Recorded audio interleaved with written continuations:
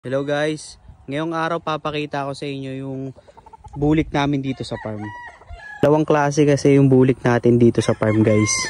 Unahin natin itong automatic bulik natin.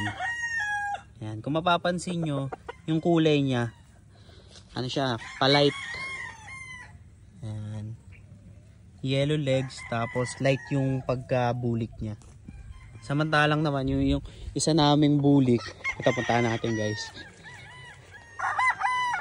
Ito naman dark to. Kaya ang meron tayong bulik dito sa farm, isang light tas isang dark. Yung light natin automatic bulik.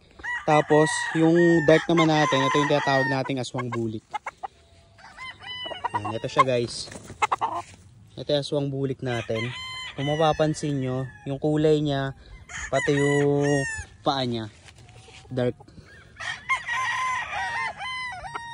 Yan. Pero yung laro niyan guys, parehas na parehas lang.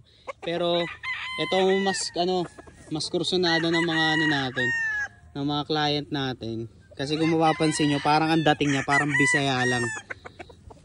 Madali daw to. Madaling isali sa mga sa exam. Kasi yung natin, automatic bulik natin guys, yung light color eh. Poging-pogi.